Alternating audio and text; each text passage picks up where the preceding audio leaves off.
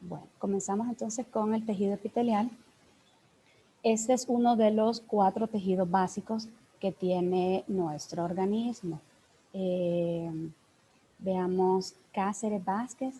¿Ha escuchado usted algunos otros tejidos básicos del organismo? No. No. Veamos Carla Díaz. ¿Ha escuchado usted otros tejidos básicos?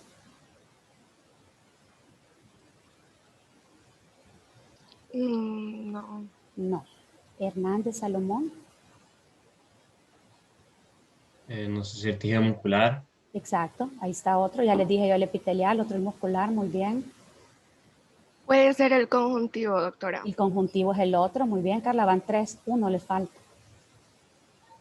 El nervioso El también. nervioso, muy bien. Les iba a decir, les iba hoy que tembló, ¿cuál fue el que los hizo reaccionar y sentarse o despertarse? Ese nervioso, muy bien. Esos son los 4 tejidos básicos. Se los recuerdo porque quizás los vieron en el curso preuniversitario, quizás un poquito se fue viendo quizás en ciencias en el colegio, pero de estos arrancamos para ver toda la parte de histología. Entonces, por eso les tiene que quedar bien claros. De ahí ustedes van a ver que hay, por ejemplo, vamos a describir luego un tejido óseo, un tejido cartilaginoso, un tejido sanguíneo, un tejido linfático. Entonces ustedes van a ver de dónde estos se van a ir derivando, de cuál de los tejidos básicos es donde se origina. Pero esos son los 4 tejidos básicos. Otra cosa igual antes de arrancar es que antes de esta clase de tejido epitelial se daba una clase de célula, todos sus organelos, toda la estructura de la célula, su membrana plasmática, su núcleo, su citoplasma, etc. Lo quitamos pues porque ustedes ya en los ciclos anteriores, tanto en el ciclo 1 como en el 2, ven bastante sobre la célula, entonces creo que ya ustedes recuerdan, por ejemplo, las funciones de la membrana plasmática, los componentes de la membrana plasmática, qué es el citoplasma, cuáles son los organelos, por lo menos lo más relevante de las funciones de ellos, y luego pues el núcleo. ¿Por qué les recuerdo eso? Porque ahorita vamos a ir nombrando ya muchas características en este caso de la célula epitelial, en el entendido que ustedes ya recuerdan toda esa parte de la célula en general como tal, todos sus contenidos, sus componentes. Entonces vamos a ver los objetivos, son los que ustedes ya tienen descritos en la plataforma. Como les decía, voy a tratar de llegar al 6, ¿verdad? Pero cualquier cosa, pues, para no también hacerles muy larga la clase, porque sigue otra, pues lo dejaríamos hasta ahí. ¿Verdad? Pero espero poder llegar. Me interesa de que en los primeros, quizás 4, porque aún el 5 es cortito, pero los primeros 4 les queden bien, bien claros. Si es que no más que todo el 2, el objetivo 2 necesito que les quede sumamente claro. Entonces, para hablar de epitelios, vamos a decir que es un tejido avascular, quiere decir que no tiene irrigación, es decir, que no va a tener sus propios vasos sanguíneos que lo estén nutriendo y tampoco va a tener inervación. Entonces, ¿cómo va a ser para eso? Va a necesitar un tejido conectivo o conjuntivo, son sinónimos, que le van a ayudar a darle ese soporte, tanto mecánico como metabólico. Por eso es que son también parte de los 4 tejidos básicos. Siempre vamos a necesitar un tejido conectivo que esté recubriendo, que esté dando soporte, protección a otro tejido. Puede ser el tejido nervioso, el tejido muscular o en este caso al tejido epitelial. Y asimismo necesitamos al tejido epitelial para que éste le esté, por ejemplo, absorbiendo o secretando y permite entonces el funcionamiento de todo el órgano y por ende que puedan estar los otros 3 tejidos básicos que restan. ¿Dónde lo vamos a encontrar? Lo vamos a encontrar tapizando la superficie del cuerpo y revise las cavidades corporales. ¿Qué quiere decir con tapizar la superficie del cuerpo? Que por lo menos, por ejemplo, va a ser uno de los componentes de la piel. Vamos a tener que una de las capas de la piel va a ser tejido epitelial y luego nos ayuda a revestir cavidades corporales, por ejemplo, como en glándulas, en sus conductos, o por ejemplo, como en la cavidad pericárdica, en la pleural, en la peritoneal, ¿verdad? Y nos va también a estar dando o formando la pared más interna o la capa más interna de muchos órganos, por ejemplo, como el útero, como la vejiga, como el vaso sanguíneo, como el corazón, entre otros. Forma la porción secretora, de que les mencionaba, de glándulas y sus conductos, Este va a ser un tejido epitelial que específicamente se le nombra tejido glandular y que su función es más que todo la de estar más que todo secretando. No va a ser como otros epitelios que vamos a ver que puedan tener más funciones. En algunos casos también va a funcionar como un receptor sensorial.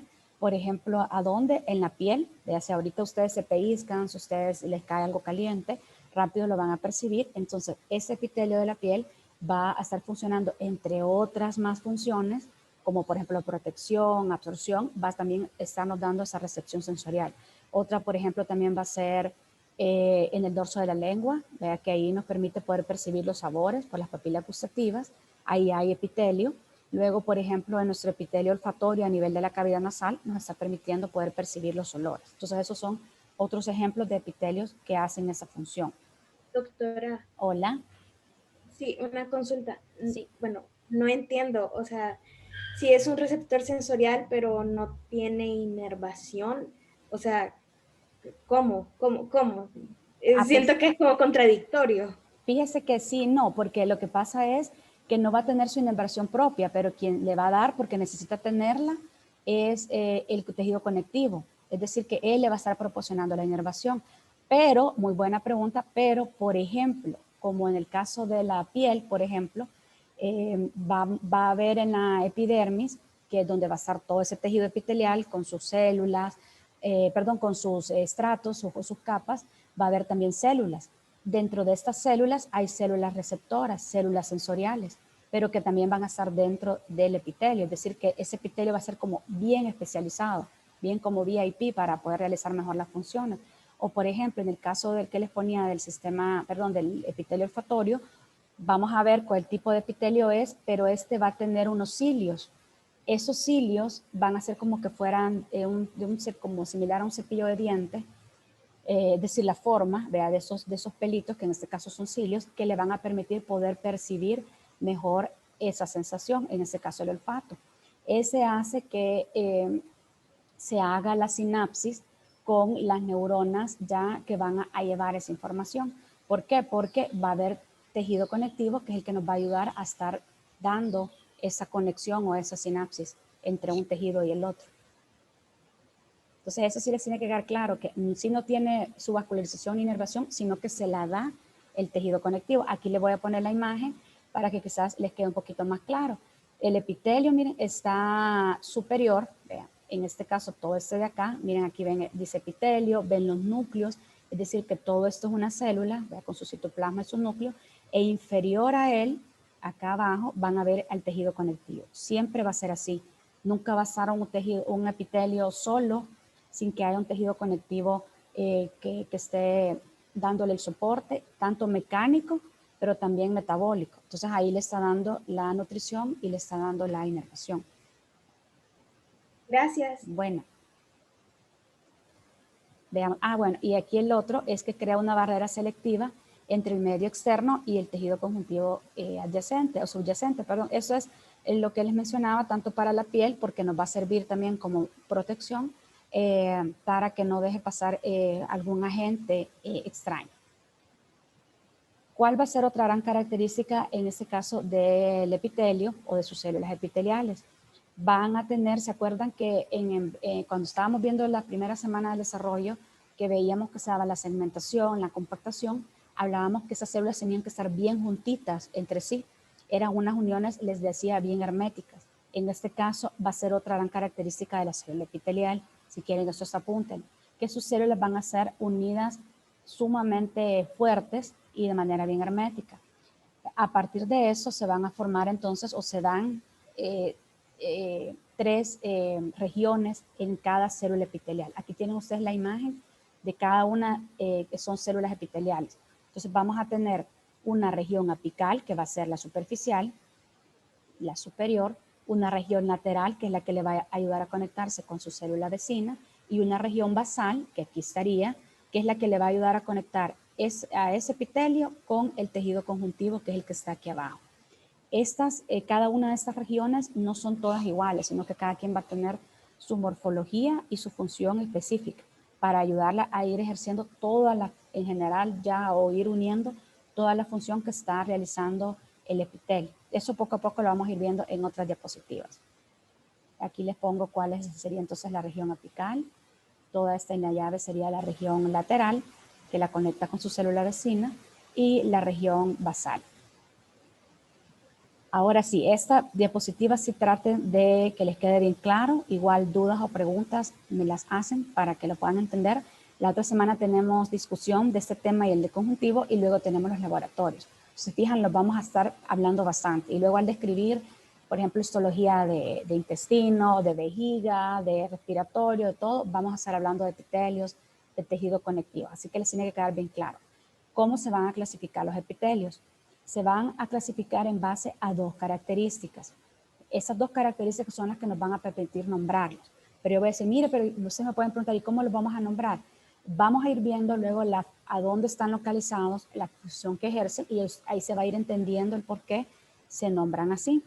Las dos características, una va a ser de acuerdo a la cantidad de estratos celulares o capas celulares.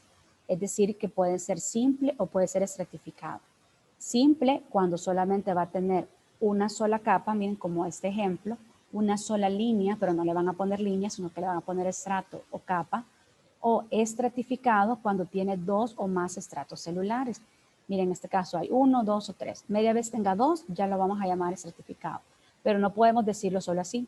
Otra cosa, antes que se me olvide, cuando ya estemos escribiendo, o les pregunten, ¿cómo se clasifica el epitelio que observa o cuál es el nombre del epitelio señalado? No le van a poner tejido epitelial, por ejemplo, plano simple, que ya lo vamos a ver, sino le ponen epitelio. En este caso, ya vamos a ver la otra clasificación, me estoy avanzando, plano simple, no tejido epitelial plano simple. Tejido epitelial es en general para todo el tejido en general, pero ya para irnos nombrando cada uno, tienen que ponerle epitelio y luego en este caso, pues en la célula, van a ver que no altera si primero ponen la forma de la célula y el número de capas o al revés. Pero eso sí tienen que nombrarlos así. La otra característica sería de acuerdo a la forma de las células más superficiales. De acuerdo a esto pueden ser planas o escamosas, pueden ser cúbicas o cuboides y pueden ser cilíndricas o columnares. Las planas o escamosas, se fijan, son sumamente delgaditas, si ustedes ven en la imagen. En cambio, las cúbicas van a ser similar de ancho, similar su longitud de ancho de alto como su anchura. Ya se fijan, son similares. En cambio, miren, las cilíndricas o columnares van a ser más altas. ¿Por qué esto? Serían, ay, pero todos los órganos podrían tener el mismo epitelio plano y simple y no habría ningún problema. No, porque aquí depende mucho a dónde está ubicado ese epitelio y qué función está ejerciendo. Por ejemplo, antes de ponerles un ejemplo, entonces, ya teniendo las dos características por las cuales los clasificamos, si la pregunta es así, ¿en base a qué características se clasifican los epitelios? Son dos, de acuerdo a la cantidad de estratos celulares y de acuerdo a la forma de las células más superficiales. Entonces, si ya lo vamos a nombrar, vamos a ponerle, por ejemplo, que es un epitelio plano simple, o puede ser un epitelio plano estratificado. Podemos llamarlo también epitelio cúbico simple o epitelio, por ejemplo, cilíndrico simple. Y así vamos. ¿Cuál sería entonces, ya para dar un ejemplo, antes de llegar a imágenes y todo? Aquí en este que es delgadito, si por ejemplo nosotros ponemos un epitelio plano, que sus células son delgaditas y que solamente tiene una sola capa, ¿dónde creen que podría estar ese tipo de epitelio? ¿Dónde se les ocurría por la función de alguna parte de nuestro cuerpo en la que se necesita que sea delgado y una sola capa? Vale, tal vez les doy todavía otro más para que sea más rápido esa función. ¿Quién tiene una idea? Para ponerlos a pensar un poquito, que se vean que no están solo memorizando. Exacto, muy bien, la felicito. Quizás el ejemplo más claro es en los vasos sanguíneos. ¿Por qué cree que en los vasos sanguíneos? ¿Por qué? Así sin miedo. Por lo mismo como transporte de líquido intracelular al extracelular y de agua y todo eso. Exacto, muy bien, Corina, muy bien. Y se está dando ese intercambio, se fijan. Ese intercambio que pasa a otro capilar o que va a pasar a otro tejido, y se está dando ese intercambio de nutrientes, de células, porque puede estar pasando el eritrocito de un lado a otro. Entonces, ese es el ejemplo más claro. No podríamos tener en un vaso sanguíneo un epitelio, se imaginan, cilíndrico estratificado, por ejemplo, porque se tardara horas, ¿verdad? O un cúbico simple, porque igual sería muy ancho, su forma sería muy similar entre ancho y alto, y entonces sería muy lento. Otro ejemplo, por ejemplo, podría ser el de los alvéolos, que igual tiene que ser sumamente delgadito para que ese intercambio gaseoso se dé sumamente rápido, entre que entre oxígeno y saque dióxido de carbono. Se fijan, ahí estamos mezclando o uniéndolo a la fisiología. Entonces, para que le vean el porqué de esto. Pero, por ejemplo, hoy nos vamos a pasar a un plano estratificado en el que tenemos siempre plano, pero en este caso con 3, 4, 5, 6 capas. ¿Por qué? Porque ahí necesitamos que sea más alto, que nos esté dando como una función de protección. Entonces, ¿cuál sería el ejemplo más característico? El de la piel. El de la piel es plano estratificado porque esta es la primera barrera que vamos a tener contra el medio externo, contra cualquier agente externo. Por ejemplo, el epitelio cilíndrico simple, que es el que más ustedes van a escuchar, ese lo vamos a tener a nivel, un ejemplo de intestino. ¿Por qué creen que lo vamos a tener a nivel de intestino delgado? ¿Alguien tiene una idea?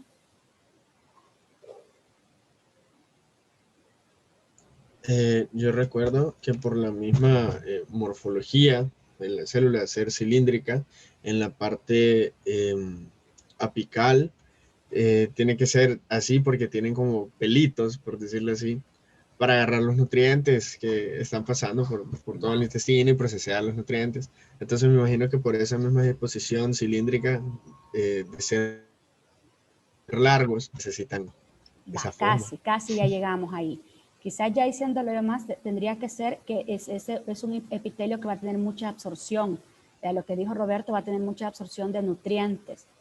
O por ejemplo, ¿qué más va a absorber? Ya dijo muy bien Roberto, nutrientes. Catherine García, ¿qué más va a absorber? ¿Qué más cree que puede absorber el intestino, aparte de los nutrientes? ¿Qué más creen? Agua, ¿verdad? También tiene que absorbernos agua. Pero el intestino grueso también se va a encargar de absorbernos agua, aunque el intestino delgado hizo la mayor parte, quizás casi el 90% de la absorción de nutrientes, pero también se absorbe agua. Entonces, por eso se necesita que sea un epitelio cilíndrico simple. Sus células son altas, permite que puedan absorber mejor, pero una sola capa para que igual sea rápido. Si fueran muchas, se tardara, aunque esté absorbiendo bien, pero se tardara mucho. ¿Dudas o preguntas ahorita sobre esto? ¿Les queda claro la clasificación ahorita en general? Si les preguntan cómo se clasifican los epitelios, son estas dos formas. ¿Queda claro? Sí, va. Entonces seguimos con sumándole a esa clasificación. Ya tenemos esas dos clasificaciones, pero podemos agregarle, por así decirlo, como un apellido de casada. Podemos agregarle otro apellido a ese epitelio. ¿Para qué? Para que sea más especializado. Así, por ejemplo, como ustedes dicen, vaya, mire, es médico internista, pero quiere sacar cardiología, entonces quiere decir que se está especializando más, por ejemplo, en cardiología, endocrinología, en nefrología, etcétera. Se está subespecializando más en este caso. Lo mismo hacemos con el epitelio. Este se está haciendo más específico y se subespecializa más. Entonces le podemos agregar que en su región apical puedan haber cilios, puedan haber estereocilios, que eran como los que mencionaba Roberto, pueden haber estereocilios, microvellosidades y queratina. Entonces, como igual, y ahí les he puesto el ejemplo de cómo vamos a ir nombrando los epitelios. Por ejemplo, miren, tenemos epitelio plano estratificado, queratinizado, quiere decir que se fijan, ya le sumamos. En este caso sería entonces la queratina. Miren, aquí les he puesto la imagen de un epitelio de la piel. El epitelio de la piel es todo este de acá.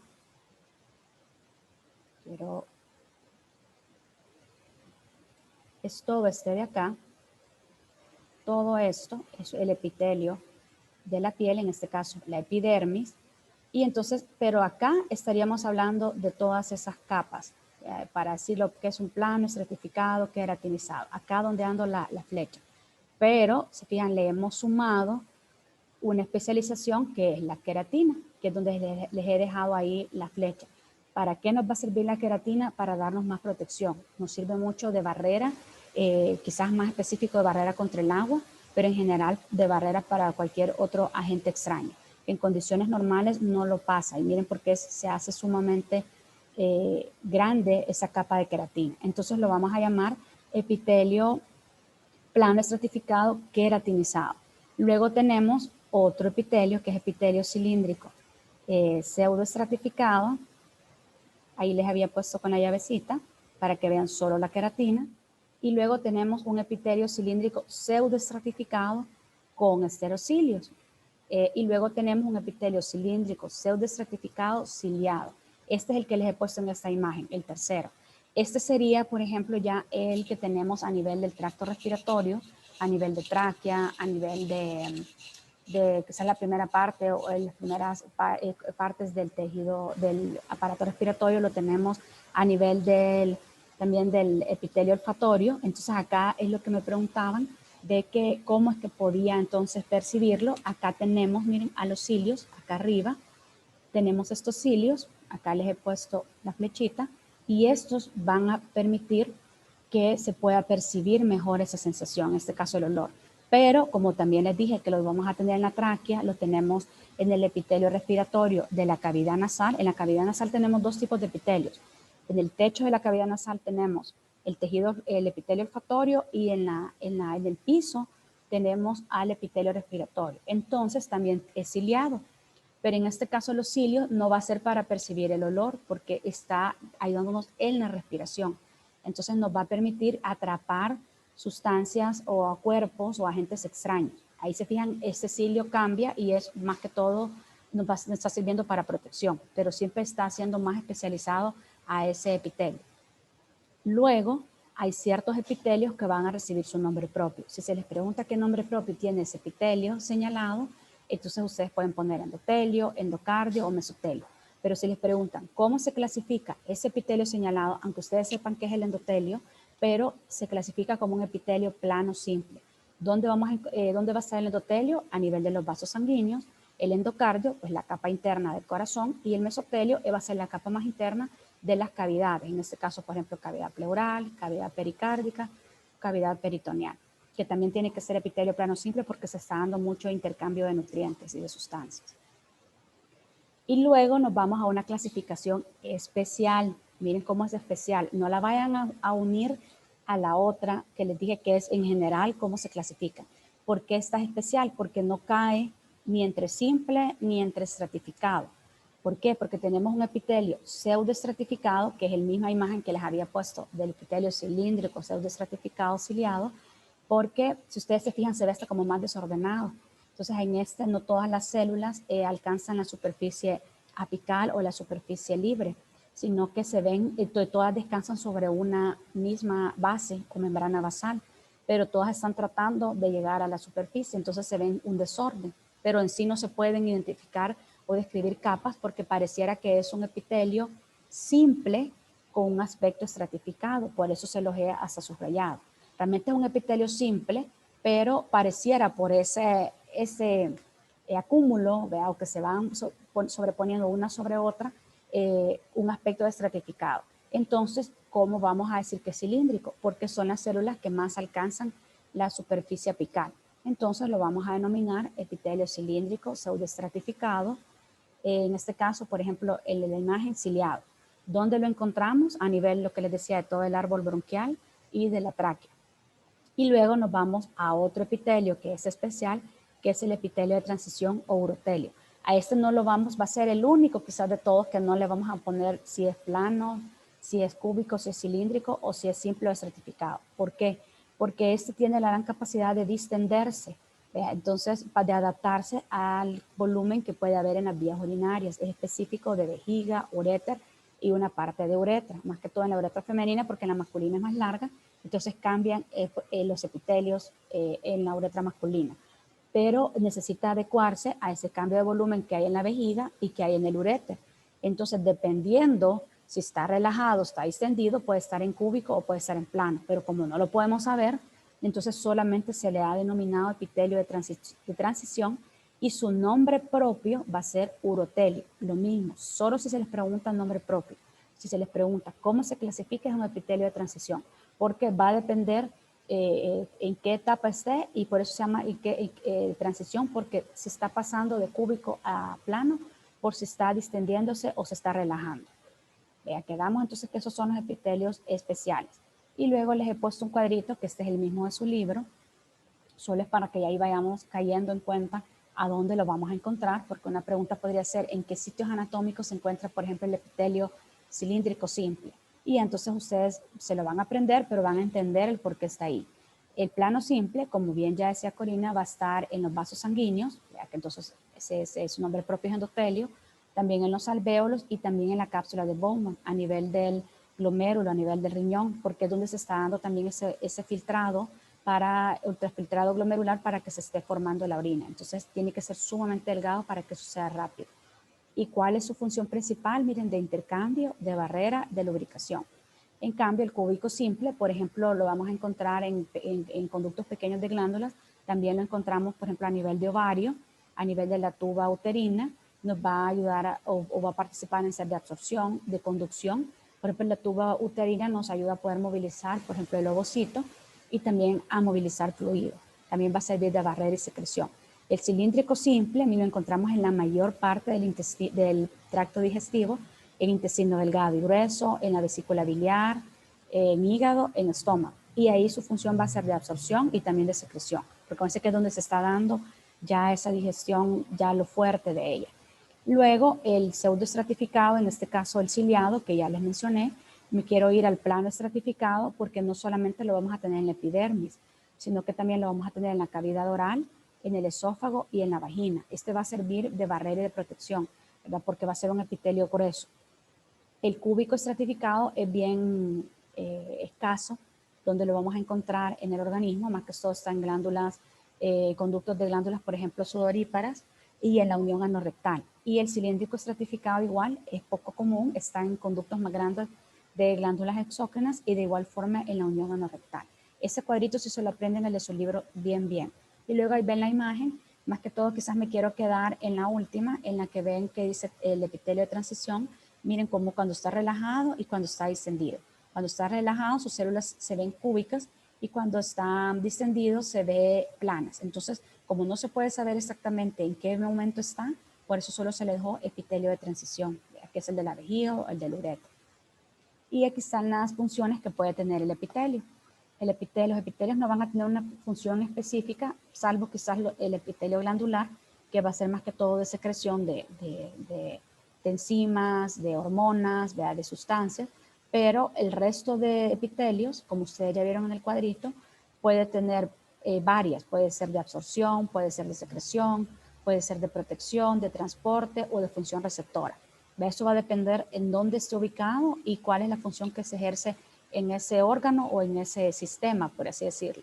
Entonces, por ejemplo, la función receptora, creo que ya les mencioné, bien que, por ejemplo, a nivel de epitelio olfatorio, a nivel de dorso de la lengua para el gusto, a nivel de la piel, por ejemplo, tenemos también a nivel, por ejemplo, de oído, hay un epitelio y vamos a tener que hay cilios y esos cilios también es para poder percibir mejor el sonido, que haya ese cambio de lo mecánico a lo eléctrico en cuestión de la vibración.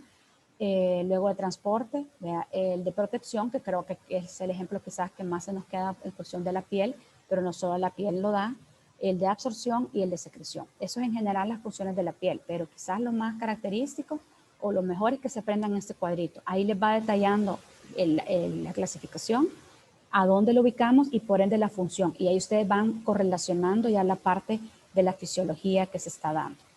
¿Dudas o preguntas ahorita sobre esto?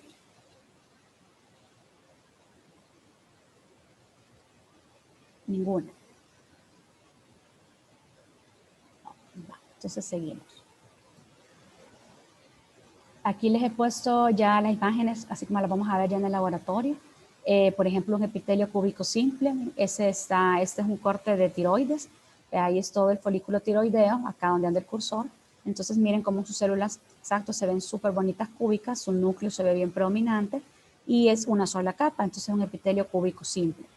En este caso les he puesto un epitelio plano simple a nivel del glomérulo para que vean también cómo son como los tres lugares de donde se va a dar a nivel de vasos sanguíneos, a nivel de alvéolos, a nivel de riñón, del glomérulo y por ejemplo a nivel de el mesotelio, que sería a nivel de la membrana que recubre las cavidades porque está dejando pasar sustancias, ¿verdad?, de una cavidad a otra.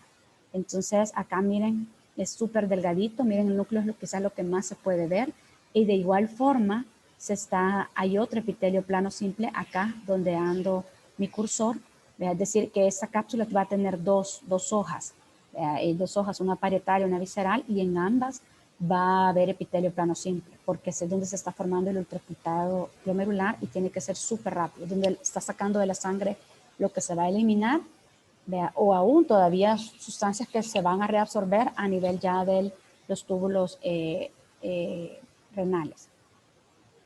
Y luego nos vamos a hablar de la polaridad celular. Les mencionaba entonces que teníamos una región apical, una región lateral y una región basal.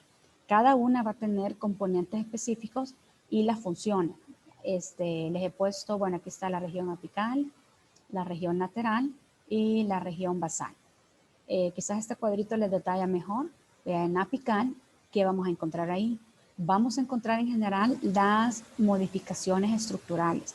¿Cuáles son? Microvellosidades, cilios, esterocilios o por ejemplo la queratina que ya les mencioné con el epitelio de la piel. En la lateral, como es la que nos va a ayudar a que se una y a que esté en comunicación con su célula vecina, vamos a tener medios de unión.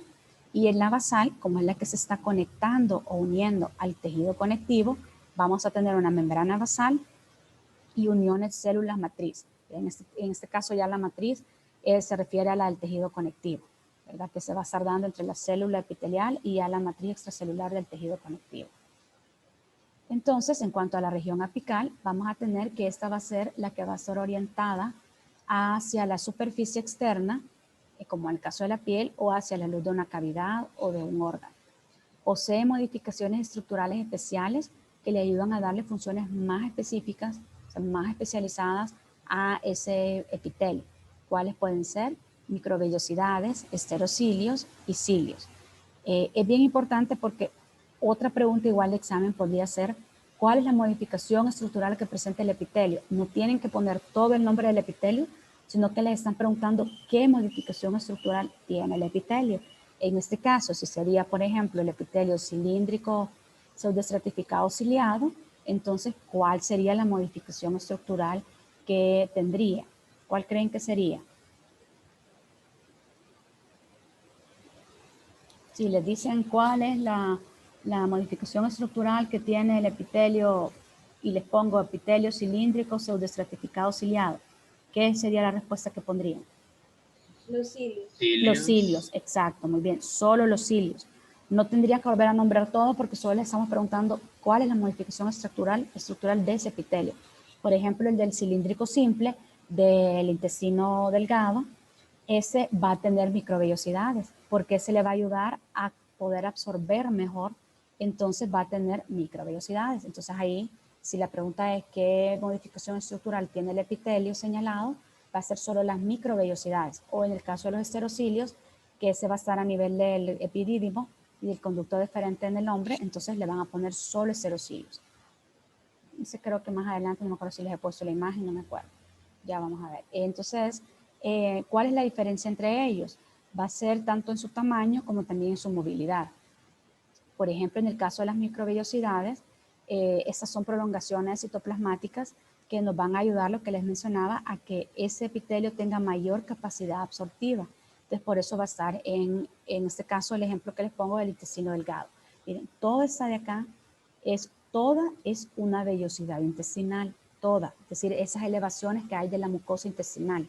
Pero ya en su epitelio vamos a tener, donde les he puesto en circulitos, si ustedes lo logran ver, vamos a tener a las microvellosidades. Entonces, estas le van a servir a este epitelio, que miren es cilíndrico, porque miren sus células se ven largas, aquí se ve su núcleo, y es de una sola capa, porque esto de acá en medio ya es tejido conectivo. Entonces, es un epitelio cilíndrico simple con microvellosidades, para que le permita absorber mejor los nutrientes, en este caso porque es de intestino delgado. Y me pueden, si alguien se fija más en mí, que son esas flechitas, esto que está señalado, esos puntitos blancos, estas son células caliciformes, que las vamos a hablar al final de la clase, son células, glándulas exócrinas, que son unicelulares, se las menciono acá, aunque ya le vuelvo a poner la imagen, que también van a estar en el intestino porque van a ayudar a secretarle y por ende a que se esté dando mejor se fijan en esa función. Es decir, que se fijan solo el epitelio a nivel del intestino delgado va a tener dos componentes que le están dando mayor especialización, la célula caliciforme y en este caso la microvellosidad. Pero si les preguntan por modificaciones estructurales, solo es la microvellosidad, porque la célula caliciforme es una glándula.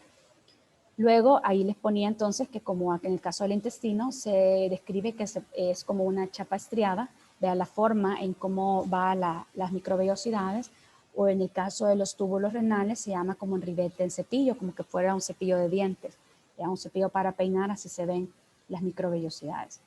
En cuanto a los heterocilios, aquí está la imagen que les mencionaba, este es un corte a nivel de epidídimo. Entonces, en este caso, todo esto de acá es epitelio. Luego, si nos vamos ya con tejido conectivo, y en este caso, pues que hay músculo. Entonces, en este caso, les he marcado donde vamos a ver a los esterocilios. ¿Cuál es la gran diferencia? Que son, aunque son más largos, son inmóviles. Estos se van a limitar más que todo al epidídimo y al segmento proximal, el conducto deferente, en el caso del aparato genital masculino, pero también los vamos a encontrar a nivel de las células sensoriales del oído. Ahí nos van a actuar como mecanorreceptores. Ahí, en cambio, en el epidídimo no. En el epidídimo están, y si ven ustedes ya en el centro de la imagen, hay espermatozoides. Entonces, estos van a permitir un poco mejor el transporte o la movilidad que se está dando en este caso de los espermatozoides. Y luego nos vamos con los cilios, ¿verdad? Que son los más estudiados, son los que más se encuentran de las tres estas modificaciones estructurales, son las que más se encuentran a nivel del organismo.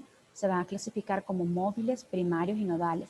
Ahí no se preocupen porque su libro les explica bastante cuáles son las diferencias entre primarios, nodales y móviles.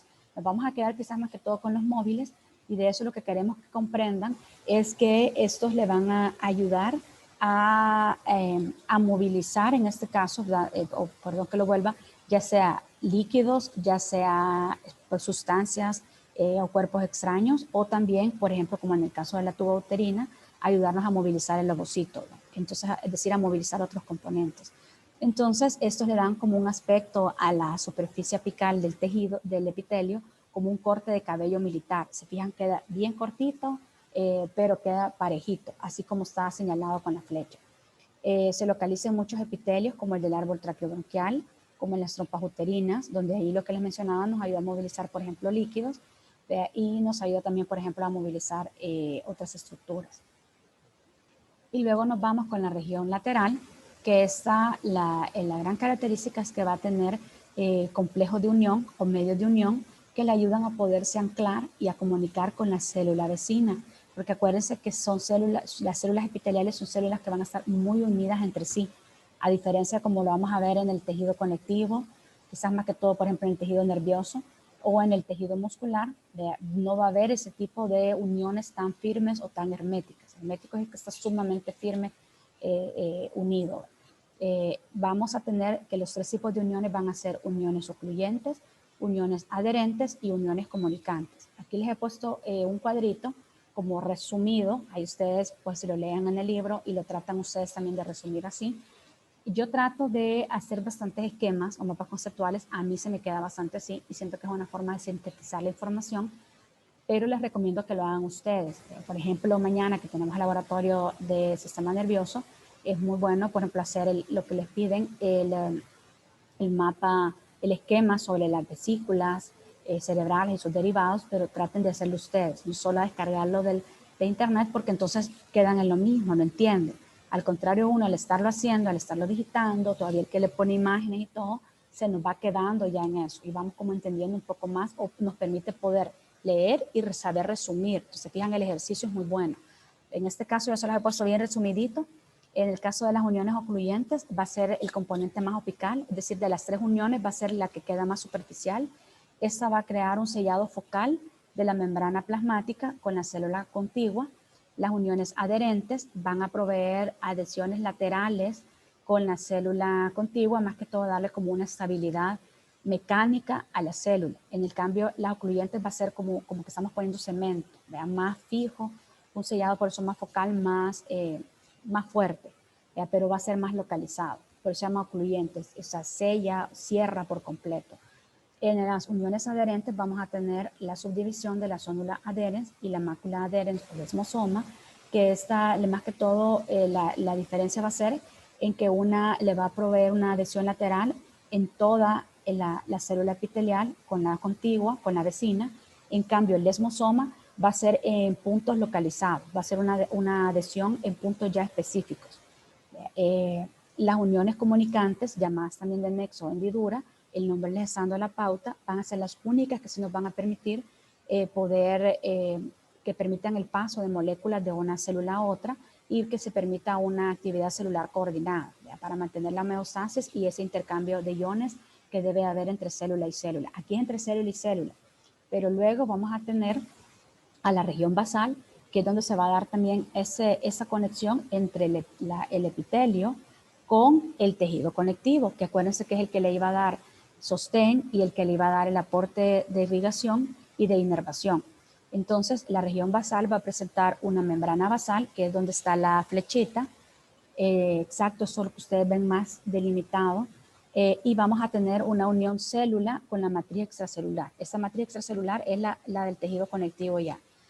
Y repliegues de la membrana celular basal. Esa lámina basal es específico, ese sitio donde se va a dar esa adhesión estructural, ¿verdad? Para que quede por encima de la célula epitelial y por debajo el tejido conectivo. ¿Qué nos va a permitir esta? Que haya una mejor adhesión, filtración, que pueda haber reparación y que pueda haber también compartimentación. Y aquí está algunos cambios que se pueden dar en la célula epitelial, se los pongo para que ustedes vean ya un poco la correlación clínica. Miren, tenemos un epitelio normal, pero luego cuando hay hiperplasia, luego cuando hay displasia, miren cómo ha cambiado ya el tejido, su morfología, y luego cuando ya hay cáncer, ¿verdad? Porque acuérdense que este va a ir cambiando tanto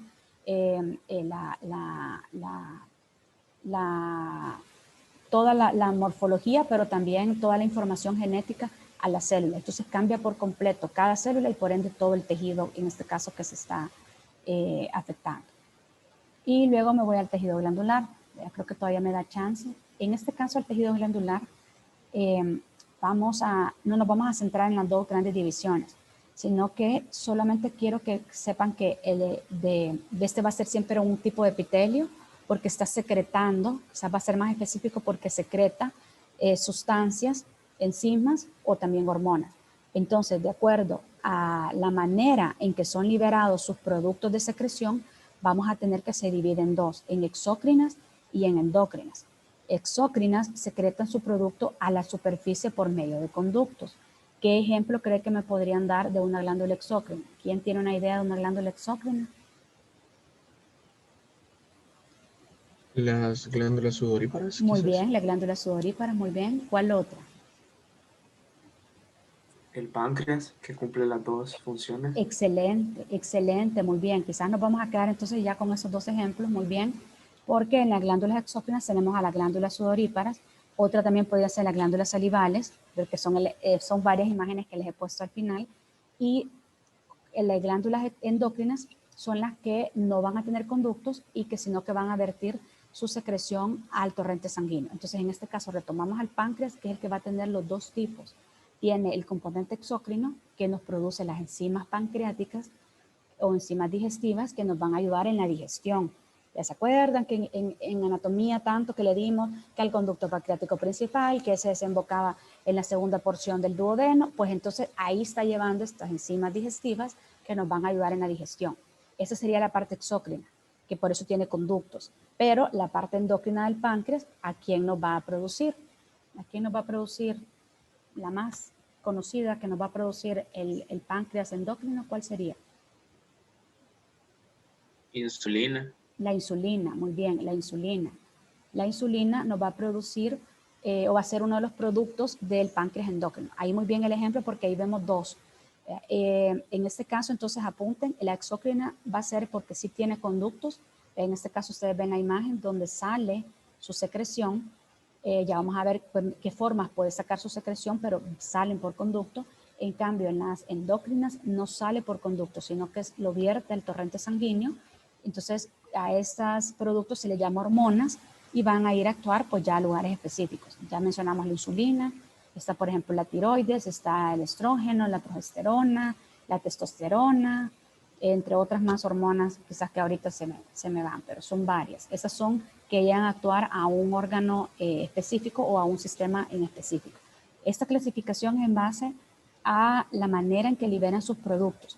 Luego nos vamos a quedar con las exócrinas, porque las endócrinas hay una clase solo para el sistema endocrino. Bueno, son 2 clases para el sistema endocrino. De las glándulas exócrinas vamos a tener entonces que estas, de acuerdo a cómo liberan su secreción, lo van a hacer en base a 3 mecanismos: la merocrina, la apócrina y las holócrinas. En la merocrina, miren, el ejemplo más común va a ser el páncreas. En las apócrinas son, por ejemplo, la glándula mamaria. Más que todo es cómo lo hacen, como si lo envuelven en vesícula o lo envuelven, por ejemplo, como membrana. Y las holócrinas va a ser, por ejemplo, el ejemplo como la glándula sebácea de la piel, porque estas meten su secreción dentro de la célula, que está ya por apoptosis, o tiene una muerte programada, y entonces al salir va a liberar entonces su secreción. Ahí les pongo la imagen, eso ustedes ya lo leen un poquito mejor en su libro. Y luego, de acuerdo a cuántos acinos tiene, acinos es como esta parte funcional de la glándula exócrina donde se está produciendo la secreción, en este caso pues de la saliva, el sudor, de acuerdo al número de células que tiene, pueden ser unicelulares o multicelulares. Unicelulares, por eso les mencioné cuando les puse la imagen del epitelio del intestino delgado, les dije que había unas células caliciformes. Ese es el ejemplo de una célula que es unicelular, una glándula unicelular. En cambio, las multicelulares pues pueden ser ya el resto, una glándula sudorípara, una glándula sebácea, una glándula salival, etcétera. Que ustedes ya lo ven en la otra imagen. Miren cómo son más. Este saquito es como un acino y es donde se están produciendo, donde están las células que están produciendo, epiteliales que están produciendo la secreción. Luego, de acuerdo, esta es otra clasificación a qué tipo a cómo es su secreción de la glándula exócrina. Estoy hablando de las glándulas exócrinas, pueden ser mucosas, serosas o mixtas. La secreción mucosa es espesa, viscosa y rica en proteínas. La serosa es más como agua y tiene proteínas no glucosiladas, y la glándula, por ejemplo, su maxilar tiene de ambas, entonces por eso se le va a llamar que tiene una secreción mixta. Eso es de acuerdo a cómo es la composición de la secreción que está dando. Y quería llegar a eso. ¿Verdad? ¿Qué es lo que se les tiene que quedar de esta clase? ¿Dónde se localiza el tejido epitelial en general? Luego, ¿cuáles son las regiones que presenta? Y ahí sí, pues ya las características de cada región, las funciones del epitelio, en base a qué características se clasifica el epitelio, que con eso que se los insistí bastante, que eran 2. Luego, cómo se clasifica el epitelio en base a esas 2 características.